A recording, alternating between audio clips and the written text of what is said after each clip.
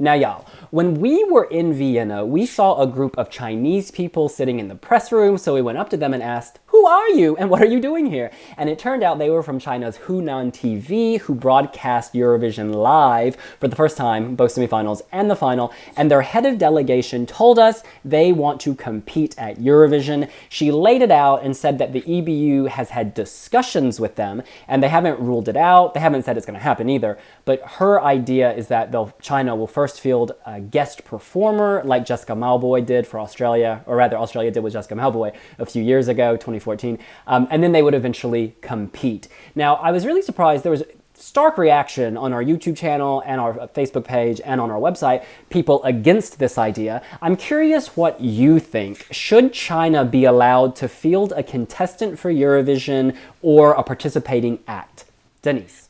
I haven't heard a single song from China that I liked, but Eurovision is about different countries that are showing them their songs and learning about new traditions, new countries, etc.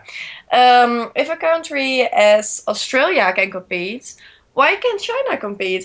They they have singers and they who also want to compete, and I think that a country deserves to be a part of this. And as a Eurovision fan, you want more songs, more countries, and why only countries that are in Europe or with the EBU?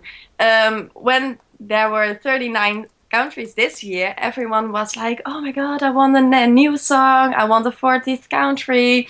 And then Australia came up, and then it was like, "Oh, why Australia? Why not another country in Europe?" And I'm like, why does that matter? Why is a country like, well, like the Netherlands, why is it so different than a country like Australia? Why should it be so different for people? And I just want to hear new songs. I want to learn about more singers, and this is the perfect location for that. So, China, please come. I think the problem that China has is that it doesn't have the same cultural connections or historical connections with Eurovision like Australia does. That Australia has been broadcasting the show since the 1970s, before it was cool for all these international broadcasters to hop aboard and start showing it, because this is only the first year that China has shown every show live, whereas Australia has been doing that for nearly 4 decades.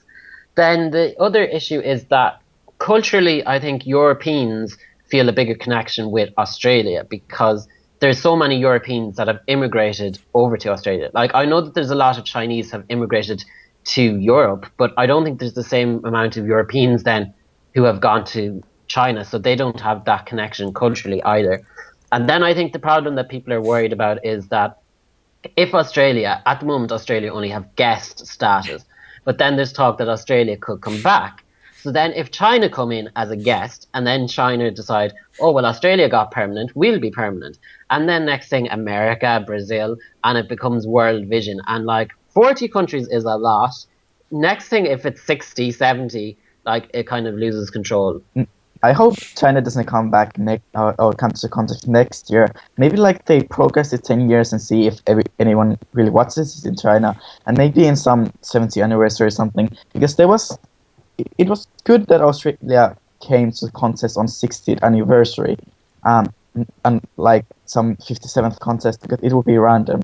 And I don't think, just like Warwick said, China doesn't have that connection with Eurovision as Australia had before they came to the contest. So I hope they don't come back or come to the contest yet. Maybe just like maybe in 10 years or something. They really have to see if anyone is interested about the contest in China. So I'm going to look at this practically. Australia, when they came in, really raised the profile of Eurovision among non-Eurovision fans. It got the mainstream media talking, and I think that was fantastic because basically to keep Eurovision going and growing, we need people outside of the bubble talking about it. So fantastic. I think China would do that again. I don't want to see them there permanently for many of the reasons you've already said, but I think allowing them to compete as a one-off or from time to time really would be good for the contest. If we look at the numbers of Chinese living in Europe, I just pulled up a list. There's 700,000 in France. There are 320,000 in Italy, 400,000 in Russia. I mean, talk about diaspora voting. They could slay Turkey and Azerbaijan with that diaspora vote. So it would be really interesting to see China in the mix. The fact that Australia didn't win this year, to me, suggests that the buzz in itself is not enough to push you to the top. I think a lot of us feared Australia would win because they were the newcomer, but I think that clearly that's not how things actually pan out. I would love to see China, if only once, just to help us, push Eurovision out there. And the other interesting thing is Eurovision only recorded a 2 million person increase in viewing, and this is despite the fact that something like 3 or 4 more million people in Australia watched. So to me, that suggests if you get rid of Australia, the numbers actually went down slightly. So I think we need foreign countries competing, even if it's just one-off, to, again, kind of push. And you know what? China, it's got some major talent shows. Like anyone who wins a talent show in China, 1 billion people have been watching, you get a major record deal, you become a global star. Like the amount of interest this could generate internationally, game over. China slays the pack.